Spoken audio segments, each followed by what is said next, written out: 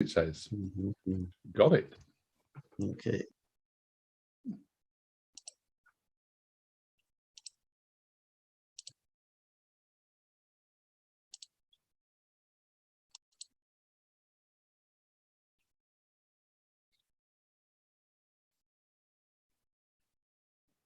Okay, you think you should get started here? Give it another minute or so? No, I think we should be ready to go. So ready when you are, Jabulani, to kick off. Okay, so let's get starting then. Thank you all for coming and welcome to this information session here. So some of you may have received a lot of emails from me talking about CONA, and we thought it might be more effective actually to get together and talk in real time so you have a better understanding of what it is that we're doing here. In terms of agenda, I'm going to introduce myself and I introduce Fiber Guide. Then after that, I'll pass it on to Richard, who will talk about, he introduces himself and talk about OTT. Then I'll take it back and talk about the benefits of CONA. What can we expect it to get from CONA? And finally, Richard will talk about Whizzykit, and then we go through question and answers. And after that, Richard will close. But before I introduce myself, there are a number of logistical issues here. I think Richard has already told you that you can ask questions in chat and they can be responded to in chat.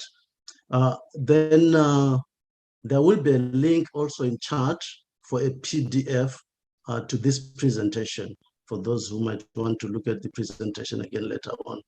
And if you have seen here, we are live streaming. So this will be live streamed to LinkedIn for some of you who might want to share this with some of your colleagues who could not make it to the meeting. Okay, with that, I'm gonna go ahead and introduce myself. My name is Jabulani Liwayo.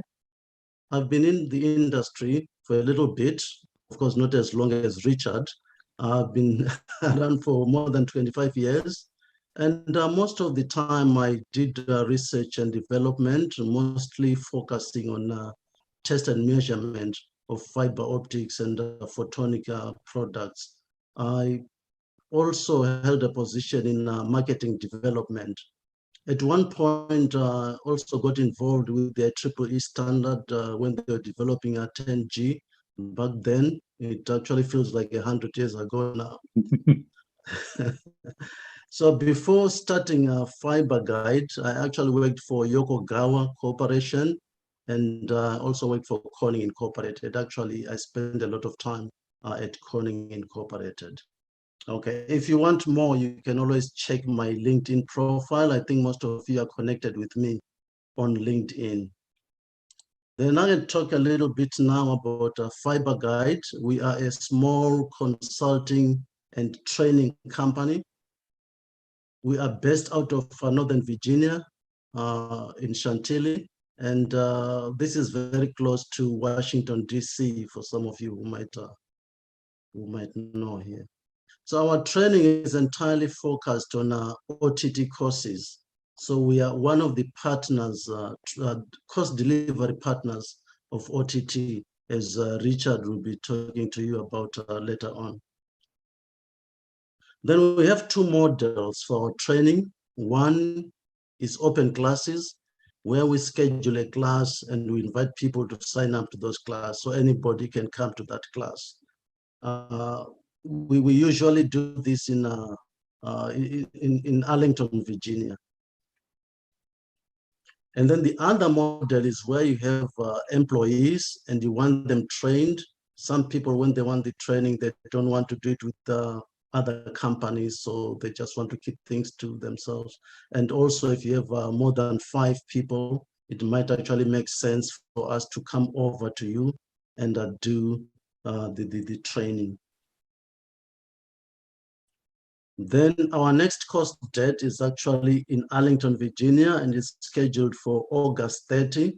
And we do this at George Mason University the Arlington campus of George Mason University. So if you are interested, or any of your colleagues are interested in participating in this, you can always go to our website, and it has to be fiberguide.net. There are two fiber guides there. The other one is .com, and they're very different. So make sure it's .net. Okay, with that, I'm going to hand over to Richard. Okay. So, thank you very much, Jabulani. So, yeah, my name is Richard Edney, and I'm Technical Director at Optical Technology Training. And yeah, I've been involved in fiber optics a long time. So yeah, more than 35 years, all my working life, in fact. So straight from university, I joined a company that made fiber optic test equipment, and then had a section for a number of years in a cable manufacturing environment as well.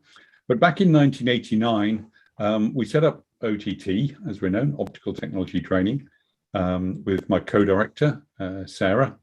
And we had brought together this unique combination of technical expertise and training expertise, with the aim of providing top quality technical training in fiber optics. We're based in the UK, as you might guess from the accent, but actually we have quite a global outlook. And personally, I've been involved a lot with international standards. So I've been tropping around the world with various standards bodies over the years, with the IEC, the ITU, ISO IEC, and also done some work with the TIA in the States as well, in setting standards for fiber, cabling. And again, a particular specialist subject of mine is the testing of installed cabling, but also looking at fiber optic systems as well. So, yeah, we have this sort of like global perspective, and we've got a network of training delivery partners who provide the training in a number of different territories around the world.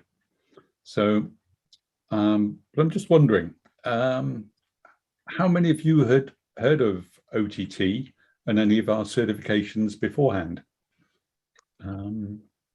So maybe you could, there might be a little survey that would pop up. Okay, Paul, yeah, hang on a second, sorry. Or maybe there we go. Just raise it. There we go. I hope you can see that. Simple question then. Before engaging with Jabulani and Fiber Guide, had you heard about OTT and our certifications? So if you just like to put your response in there and submit. If you all know about us already, I don't need to say anything else. Yeah. Okay. Okay. Do we have a result? Yeah, the results. Ooh, about half and half. Okay. That's a lot. Okay, so what I'm going to do then is I'll tell you a little bit about our company philosophy and what we're about. And what makes the combination of things that go together to make our training so good. So, we're well known as being experts in fiber optics and optical networking systems, and basically that's all we do. Because we're very specialized, we're very focused on what we do. You know that you're learning from experts, as say from my experience in international standards bodies and things like that. We're well known around the world and well respected. So, you can have absolute confidence in what you're learning. The content of the courses is absolutely right. Yeah, we don't get involved in other things. We're not big fans of that coppery stuff. So the clue's in the name, Optical Technology Training. So, and we're also very focused as well on the knowledge and skills to do the job. So focusing on what you need rather than what we might like to talk about or discuss. But no, we analyze job roles and we analyze tasks and we analyze the skills that you need. And so the courses you'll find are structured around actually doing things and making sure that we provide you with the critical knowledge of things that you need to know. You know, and because they're sort of like short, intense courses, yeah, it's not like doing an extensive for university course where you learn all sorts of other stuff that might be interesting, but not necessarily things that you really need to know. So we're quite focused on that. And in terms of the training methodology, we do like to use stories. We tell stories. So we have case studies about the way in which fiber optics comes into play and the way that networking systems are deployed. So on the CONA course, we use an example of a bank, actually a bank that's based in London, and lighting up dark fiber to connect from their headquarters to a data center location. And we've got the various characters with their different roles. And so again, we think that having people performing roles that you can relate to and, you know, you can then get a better appreciation of everyone's perspective on how a project comes about and what's involved.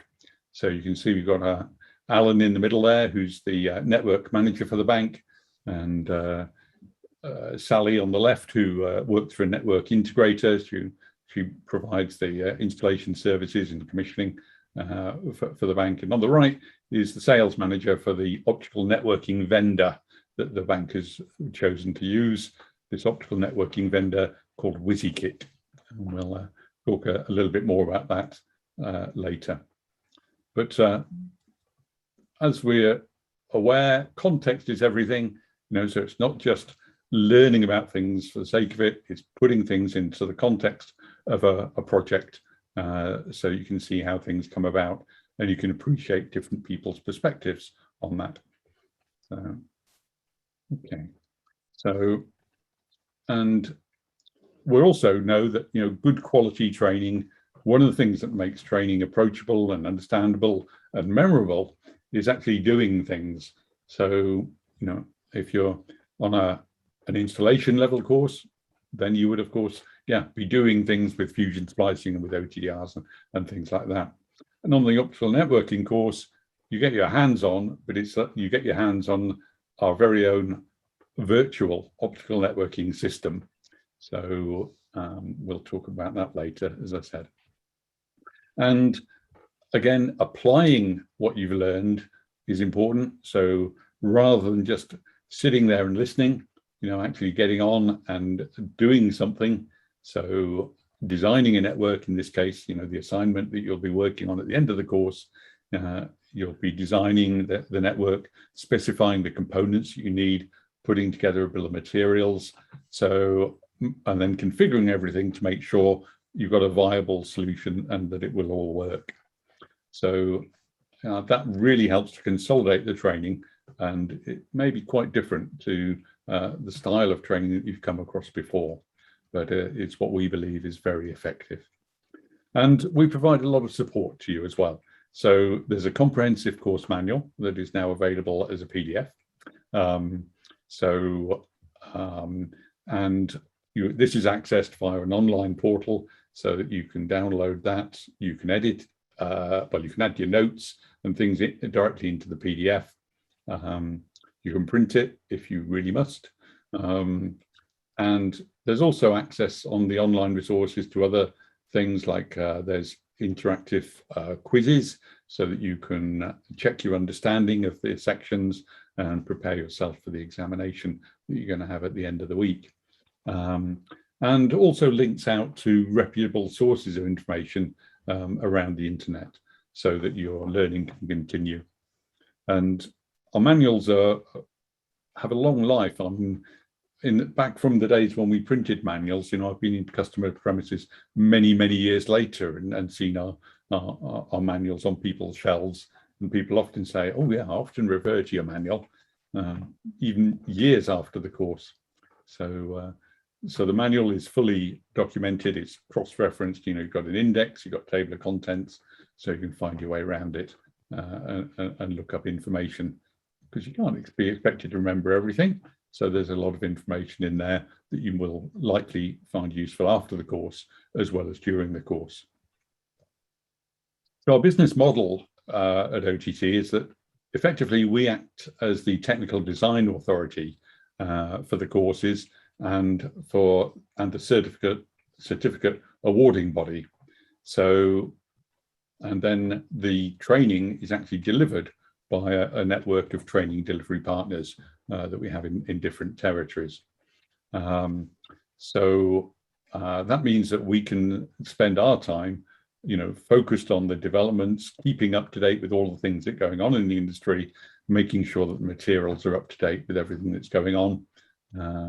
So that's the way that we operate now. So rather than me trotting around the planet and delivering courses, we've got other people to do that. And they can add the local flavour and the local context to the training as well. But we're very keen on making sure that we have good quality training. So we set the exams and the practical assignments, and all of those results come back to us, and we check things, we verify the assessments that the trainer has made, and if everything's okay, then we can award the certificates. And the certificates are well known, well recognized, and it's particularly encouraging when we see job adverts sort of specifying these certifications as a preferred qualification. So it's nice to see Microsoft, for example, in their networking team listing this as a preferred qualification. So what we'll do then is we'll have a little bit more of a look at the qualification and the certification program. So I'm going to hand back over to Jabulani, who's going to sort of go through the course. But in fact, we're going to go through this for each section of the course, highlighting some of the things that can, how the knowledge that you learn in each section can be applied to make sure that things don't go wrong or to save money. So all about focusing on what the CONA course can do for you. Over to you then, Jabulani. All right, thanks, Richard.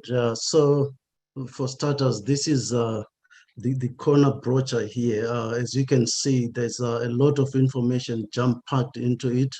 Some of you might already have downloaded this from our website, but if you haven't, there is a link on chat where you can download the manual.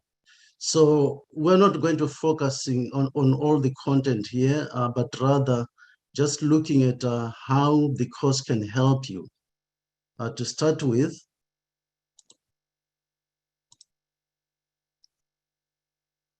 we just want to make sure you do the things, get it right the first time.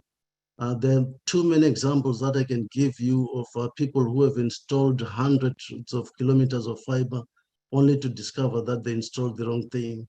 And at the end of the day, that would be very, very costly. So get it right the first time.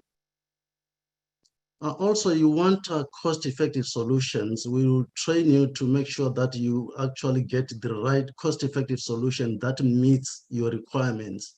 Like as you realize, CONA actually focuses on direct detection systems, and there are so many of them that are deployed and that are still being deployed.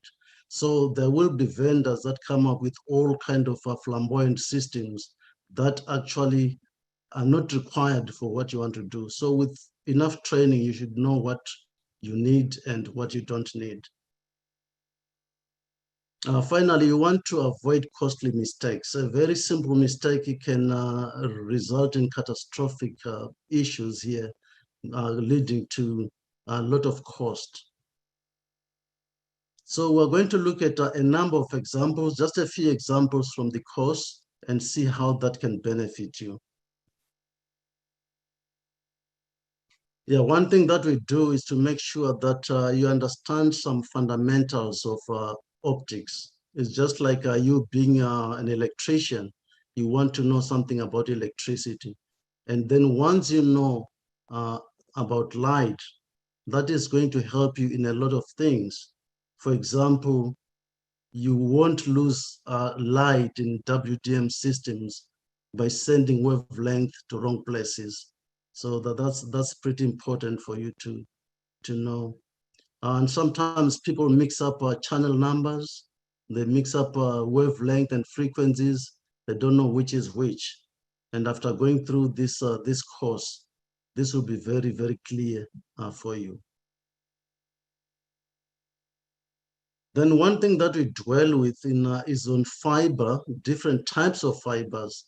To some people, there is multi-mode and single-mode fibers, but within those groups, there are lots of different types of fibers. So you have your multi-mode fibers usually used on the client side or in local area networks or in data centers. But then there's a whole range of single-mode fibers that are used for specific applications. So you want to make sure that you deploy the right type of fibers.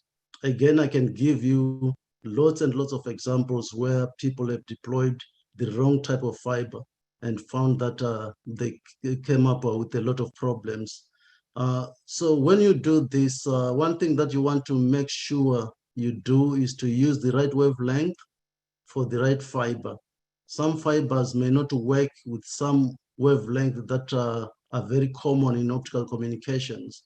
For example, 1310 nanometers is very common in certain applications, but you cannot use that with the G655 fiber, leaf from Corning, for example, because that fiber has a cutoff wavelength that is lower than 1310 nanometers. So this is just one example of things that you will have to, that you will understand by going through this course. There are also a lot of issues with mismatches between fiber. People splice fibers together only to find that there's results that they don't expect. And you have to know why that is happening just by knowing what type of fibers that you are working with. Then there's a whole lot of issues with dispersion profiles. So sometimes you want to compensate for dispersion, and if you don't know the fiber that you are using, then you end up compensating with the wrong dispersion compensating modules. So dispersion is very important. Amplification is one thing. If you are using Raman amplifiers, different types of fibers will give you different types of Raman gains. So knowing about the fiber will help you know what gain to expect. So these are just a few examples of things that we emphasize as we go through the CONA course. Okay. So we also look at infrastructure. We spend some time on infrastructure, talk about things like connectors. So this seems like a simple thing. People don't pay attention to that. But when you have dirty connectors, that can bring down a whole network and cost you a lot of money. Then we spend a great deal of time talking about connectors. You want to know what type of connectors they are, which connectors can you mix together. For example, if you were to take a flat connector and an angled connector, you might end up having disastrous results. So you need to make sure you have that figured out. Then in terms of infrastructure, we also talk about things like cable, specifications of cable, how the cable is terminated. We look at closures and all the details.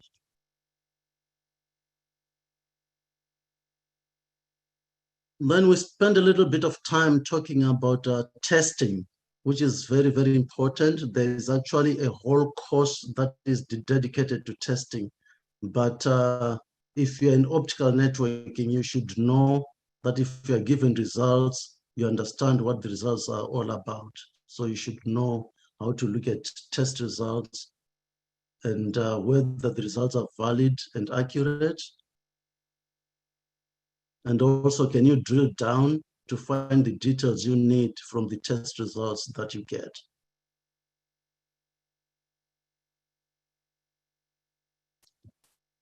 So one thing that you also need to understand, or that we actually spend some time on in CONA, is doing budget calculations, power budget calculations. So you want to make sure that your loss and the power budget that you have actually match up. So at the end, you'll know how to calculate this. You want to make sure that as you look through the link or a network, all the components that contribute to loss are considered in your calculations. One thing that people leave out, multiplexers and demultiplexers, they forget about the losses that you incur in that.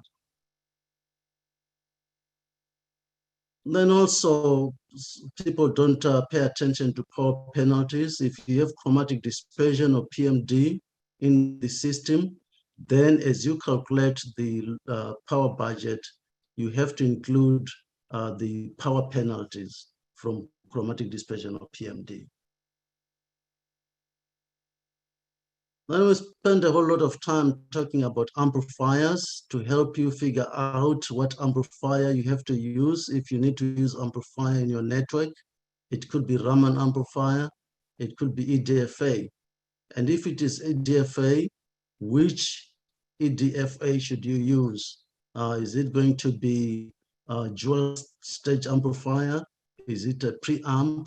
Do you need a booster amplifier? Or do you need a line amplifier? So this will become very clear if you go through this training course.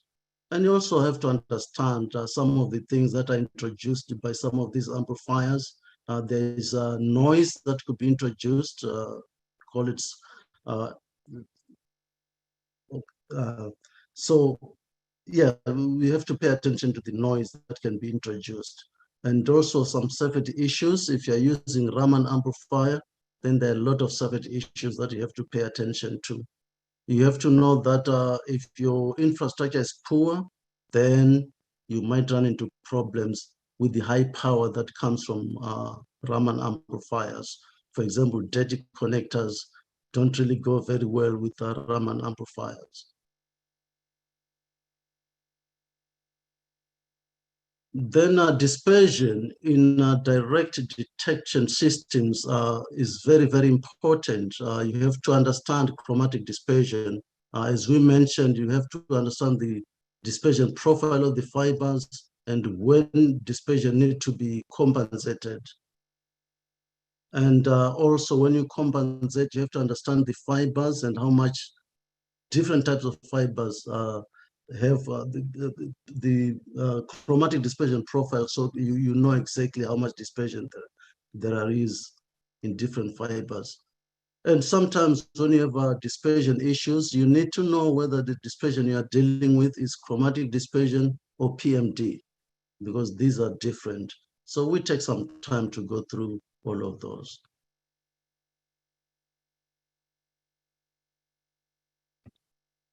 Then, as we mentioned earlier, you have to make your network to meet your needs. Are you making it more complex than it has to be? You know, there are a lot of vendors out there. They'll be so excited about their new products. They can come to you with ROADMs and insist that you use it in the network, and yet your network might not need ROADMs. After the training, you can really understand where ROADMs are needed and where they're not needed.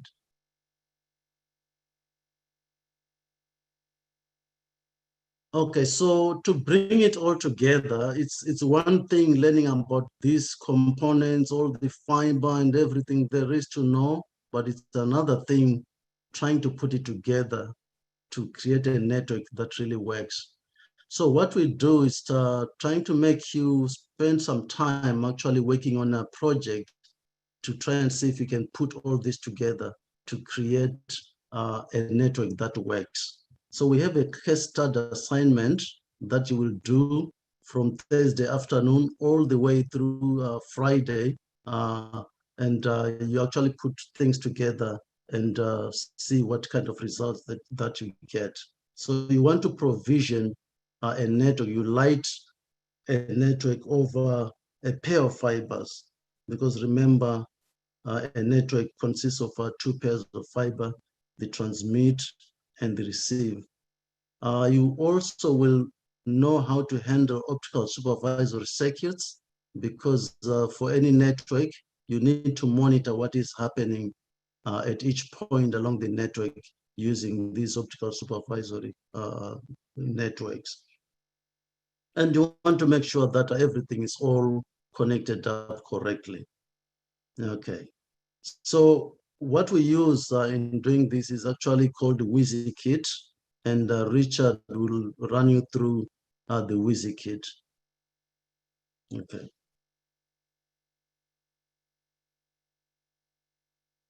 Okay, over to you, Richard. Okay, thank you very much. So Whizzykit then. So this is our very own virtual optical networking system. So we know, of course, that the primary purpose of the internet is so that lots of people can watch cat videos, and so we've taken our inspiration from that fact, and the logo for our network equipment manufacturer is the black cat for Whizzykit. So and it's all a little light-hearted, but it does have a serious point to using this. So on the training course, we need to be familiar with all of the products that go together and the components that make up an optical networking system. So, and by using our very own system, we can have all of the details that you need without a lot of the irrelevant details that you don't need. So you can focus on the key learning points of these products. And one of the key skills you need on this course is the ability to look at data sheets and extract from those data sheets the key bits of information that you need to do your design and to verify that everything is going to work together. So we've got a full portfolio of products that go into a catalog of products. So it includes things like the pluggable optics that you might use on client-side interfaces, on your muxponders and your transponders. Also, Whizzykit do pretty good line-side pluggables as well, with tunable DWDM interfaces available. And then you can take the pluggables and put them into cards. So the cards are, in fact, all looking something like this. So different cards for the different things, and you can then stack these up into shelves. And we also got a full range of products. So you've got amplifiers, the different types. You've got also the passive devices that you might need for multiplexing and demultiplexing the signals, adding in the optical supervisory circuit, the remote management card for doing that, to allow all of the network elements to communicate with each other. So all of the functions and features that you would expect out of an optical networking system. Okay, so you also get some supporting material. There's a presentation from our sales manager for Whizzykit, and you also get a price list. And of course, you can use this price list in putting together your bill of materials for the assignment project at the end of the course. And that's one of the things that, again, is quite useful. You'll be working in pairs or small teams to do the exercise. And it's always interesting, of course, to compare the prices for the solutions that the different teams come up with at the end of the day. And there's always some alarm bells start ringing when you think that the price is too cheap. There's cost effective, and then there's something that wouldn't actually work. So important to make sure that you don't miss anything out in putting together your design. And this is all part of the learning exercise, if you like. And we see that you can carry on learning by putting together the design. And there are a number of things, fairly common things that people can get wrong. And of course, it's much better they get them wrong on an assignment in the classroom than they get them wrong when they're actually deploying real world networks. So yeah, as Jabalani said, making sure you're dealing with a pair of fibers, one for transmit, one for receive. Of course, you need to amplify the signal in both directions if you're using amplifiers. So those sort of things help you to consolidate everything. And then on the assignment as well, there's a spreadsheet that you can use to document your solution, and also to do the checks to make sure that everything's going to work by looking at the loss budgets and the power budgets as you go through things. So that helps you to document what you do, and then you can hand over that package of information as evidence of your assignment. So there's then a checklist, so you're marked against that. And in order to get the certification, you have to achieve a certain number of marks for your design. And you also, of course, have an exam as well that you have to get a certain number of marks for. So if you complete satisfactorily both the assignment and the exam, then we can award the certificate. So we get that information, and so we verify that here centrally. So we make sure that the standards are being met wherever the training is being delivered. So, and we found that Whizzykit is a really powerful tool to use on a live classroom. So there you can see the shelf with the various cards added into it. And in this case, yeah, you can see, for example, there you've got a Raman amplifier, that is, or in fact, I've got a RODEM card here. So with the Whizzykit, you get the sort of schematic diagram of what's going in or what's going on inside that particular function. On the spine, you've got the connectivity, the fibers going in and out, and you've got the details on the back there of what it is. So we find that on the training course, particularly when you look at the Whizzykit in action on the assignment, number of little photo montage there of Whizzykit in action, and that really helps to work with your colleagues and co-workers to have a discussion, and should we use this one or should we use that one? So it gives you something physical and tangible that you can look at and build up your optical networking solution. So we find that that's something that really helps to make the training come alive without getting bogged down in details like, oh, have we got a 50-volt DC power supply, or is this 110 volts or 220 volts, or all of those sort of problems that you run into in real-world systems. Having a virtual optical networking system just cuts out all the complications and makes it much easier to focus on the key learning points. So it's just what we think really does help to make things come alive. And obviously, we've got a portfolio of products that are appropriate for the CONA course, and we've got other more advanced products for use on the more advanced courses as well. So that's the sort of a view then of Whizzykit and what's involved with that.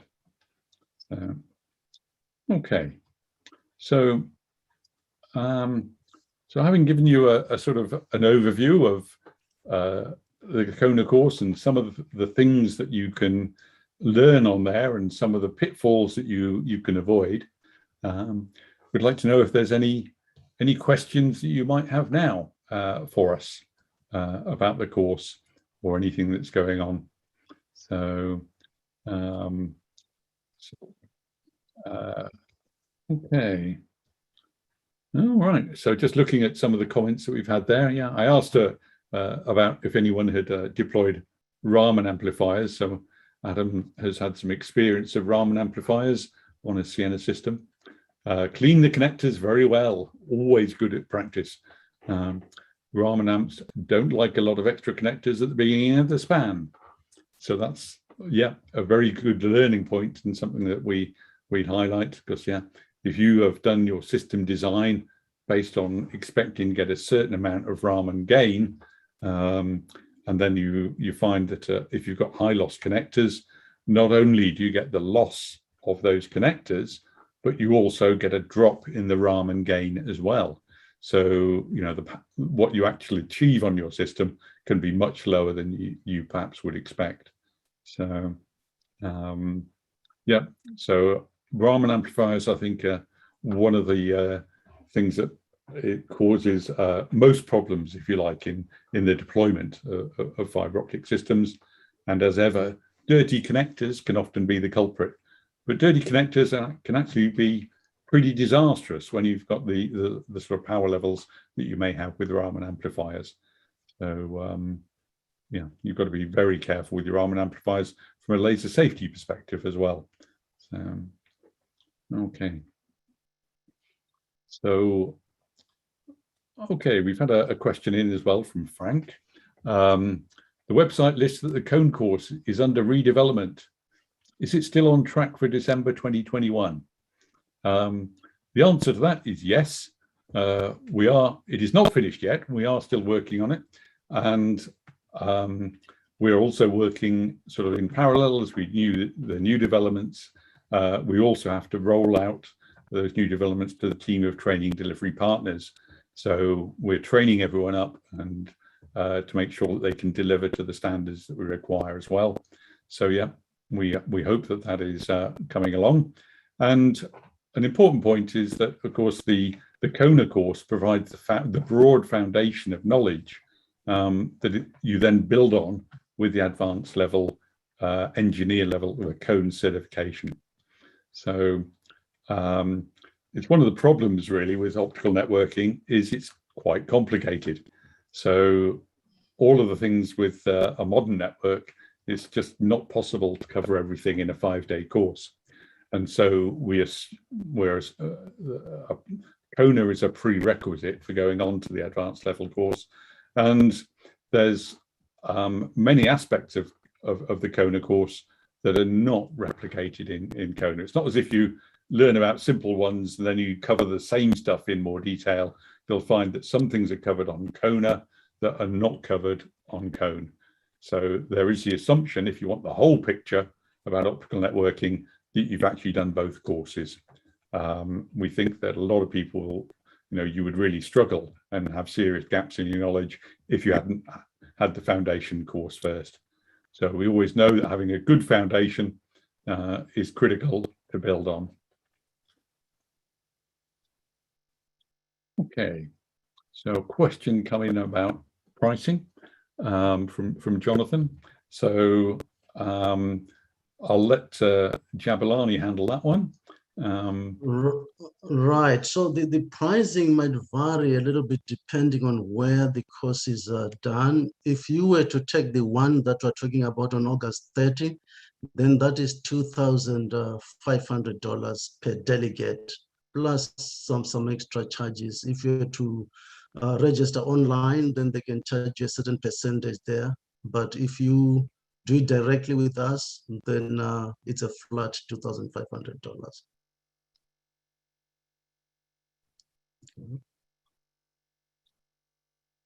Okay, that's good.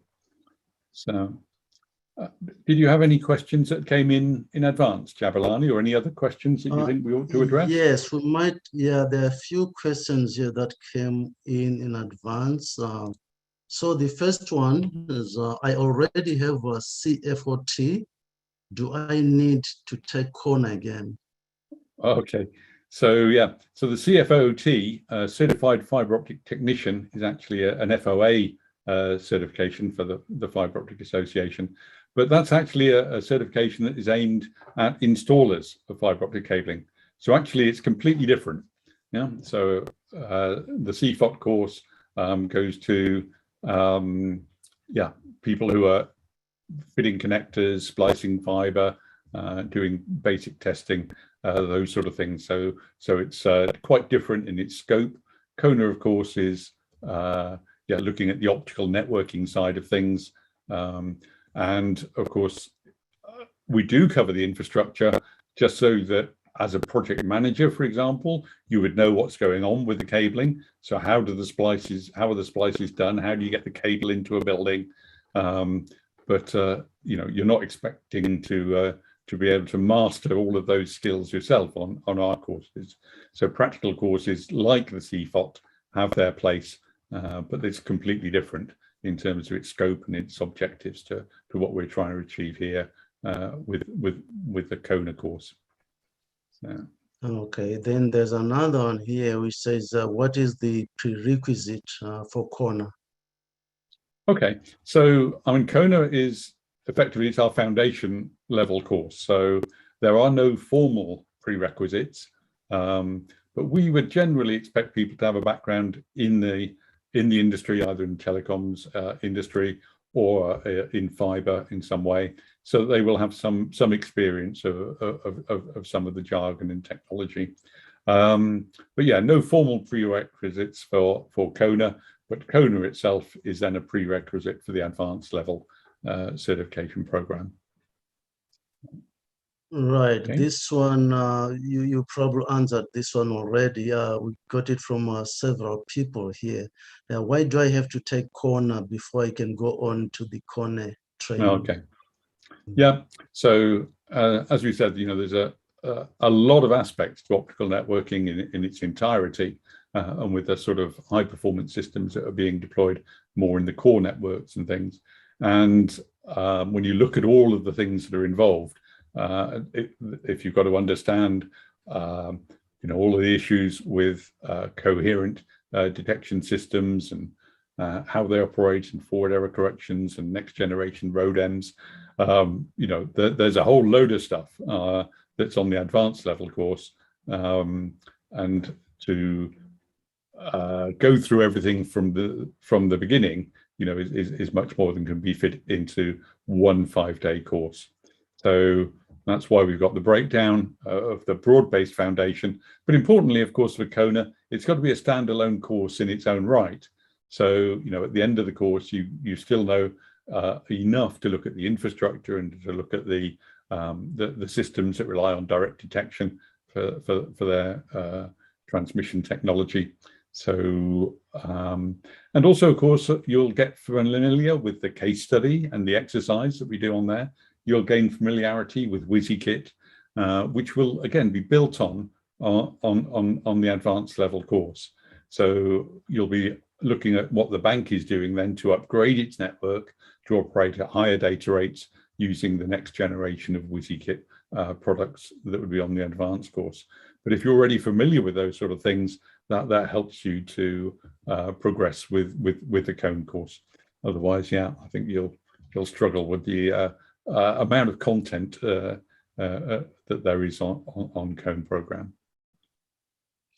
Right, the last one that I have here says, my boss said they won't pay for the training because it is not accredited. Do you plan to have CONA accredited? Well, effectively, it is accredited. You know, it is accredited by OTT. So, as I said, we act as the technical design authority and the certificate awarding body, and you know that comes from our expertise and knowledge and our rigorous approach that we take to assuring the quality of the training through providing the training materials, the sort of plan, making sure that we license the trainers. So of course, yeah, only nominated and known trainers can actually deliver these courses who have gone through the right training program. And also, of course, we act to verify the assessments as well. So that's the basis of awarding the certificates. So effectively, you can view OTT as the accreditation body, an accreditation body that knows all about fiber, knows about good quality training, and makes sure that all comes together. And so these certifications are available, say, in many territories. So, but they are very specialist and niche. So there's not really any accreditation body that deals with this sort of certification and the global scale and reach of this. So that's the answer to that one. So I don't know what they're expecting in the way of accreditation. Who do they expect to accredit the course? So I think there's probably a misunderstanding here, because some of these companies actually pay for employees who go to take academic courses at universities. So I think there's a mix-up between this course and courses that they would take at a university. So yeah. So I think your answer is spot on.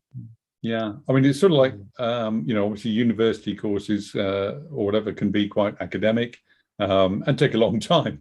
So, here we are looking at a very intense short program that can be done, and very focused on providing people with, the knowledge and skills that they need to do the job in a very specific sort of area. So, so no other external accreditation, but you can view OTT as the accrediting body.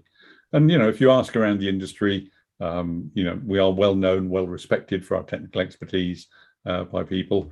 I've had a lot of involvement with people all around the world in the fiber optics industry through my involvement with the international standards bodies. So, yeah. Okay. So, so I just noticed another question that's popped up there is that someone's asking if it's offered at any other US locations apart from Virginia. Over to you, Jabalani. Yes, so we do have some other locations. We actually have a colleague here who also trains this course, because there are two of us who are accredited in the United States. So you can contact me and we can give you a link to other locations where the course is being offered. Is there any particular location that that you're interested in? So Jeff that asked that, because it's always useful to know where there is a target, whether you want top left or bottom right or Denver. Oh. Okay. Said Sarah. Okay. So yeah. So that's a good location. Very nice place. Sort of in the middle. So that's it. The more we know about, and our partners know about possible locations, then it's something that we can consider going forwards. And we've been talking to someone recently about some courses in Denver, so there may well be a possibility of that. Yeah, so we're thinking of doing a survey at some point to find out where people would want this course taken. Then we can actually schedule classes in different locations where the demand is high. Yeah, and personally in the past, I've run courses in Dallas and the telecoms corridor there, so that's another location that could be worthwhile looking at. So. Okay, so, okay. Any other questions from anyone? Are there any there that I've missed? Okay. So,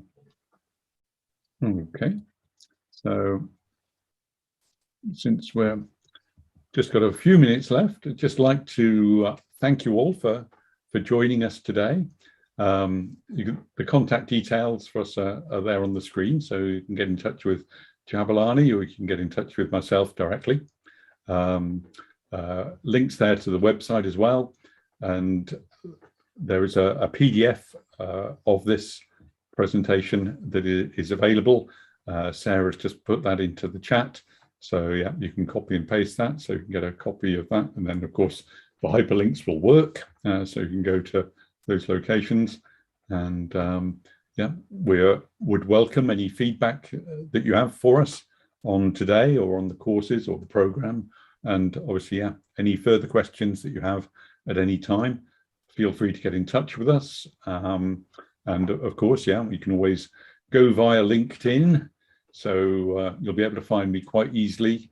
Richard Edney is a unique global identifier. There's only one of them, and it's me. So be pleased to link in with you, so we can see if there's further developments. and hopefully, yeah, we'll see you on a course soon and get you certified by OTT. So, okay. Thank you guys for all the information. Much appreciated. Okay. Welcome. Thank you, Michael. So, yeah. Any other comments or questions from anyone? Okay. So yeah, there we go. We've kept to time as well. A few minutes spare. Thank you That so doesn't much. happen very often on webinars, does it? Yeah. Okay, that's great. So thank you all very much. Bye for now. Bye-bye.